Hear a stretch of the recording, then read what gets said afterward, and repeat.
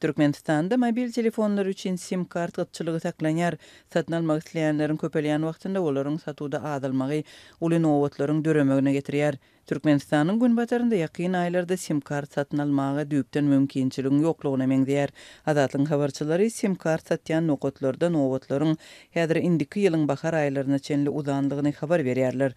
Hususan da Türkmenbaşyda sim kart nowaty 24-nji ýylyň mart aýyna ýazylýar. Üstesine habarçylary görä sim kartlara bolan islegler köpelip nowatlar ulaldygyça müşterilerde bar bolan sim kartlaryň ellerinden alınmagyna degişli ýagdaýlar hem döräpdir. Türkmenbaşy şäherindäki Aratnaş kärhanasynyň binasynda ýerleşýän Türkmencell ofisinde nowatlaryň köpelen wagtynda müşteriler käbir garaşylmadyk ýagdaýa duçar bolýar. Bu olaryň ulanýan sim kartlaryna degişli bir raýatdyňe bir sim kart satyn alyp bilýär. Mundan ozal bir adama 2 tane sim kart edilmäge ruhsat berilýärdi. Şeýlelikde häzir bir adamyň adyna 2 tane sim kart ýazylan bolsa, noýabr aýyndan başlap raýatyň adyna duran sim kartlaryň biriniň awtomatik görnüşde öçüriljekdigi aýdylýar. Türkmenbaşy şäheriniň Türkmencell edarasy muny öz müşterilerine duýdurýar. Dip habarçymyz 23-nji oktýabrda gurrun berdi. Mundan öň sim kart gatçylygy Aşgabatda da güýçlendi.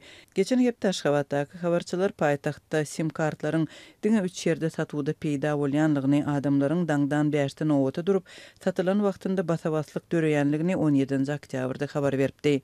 Türkmenbaşydaky habarçymyzyň yerli aragatnaşyk bölümleriň işgärlerine salgylanyp aýtmagyna görä, sim kart ýetmezçiligi diňe bir Balkan vilayaty bilen çäklenmeýär we onuň çözgüdi paýtagtyň merkezi edarasyna bagly bolýar. Aratnaşyk bölümleriniň hünärmenleri sim kart ýetmezçiligi bilen bagly nowatlar Aşgabatdan çözülmese, vilayet derejesinde illerinden geljek zadyň ýokdugyny aýdýarlar. Yerli aragatnaşyk bölümlerinde şu günler sim kartalar hepdäniň 1-nji, 3-nji, 4-nji we 5-nji günleri nowata görä jeton boýunça satylýar.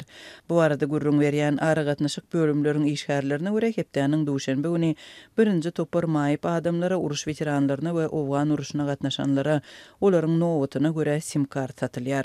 Şeýle bolsa habarçylar sim karty nowatsy satyn almagyda käbir mümkinçiligiň bardygyny belliýärler. Nowatsyz Türkmencell sim kartyny satyn almak üçin 2000 manat para sorulýar diýip habarçymyz belliýär.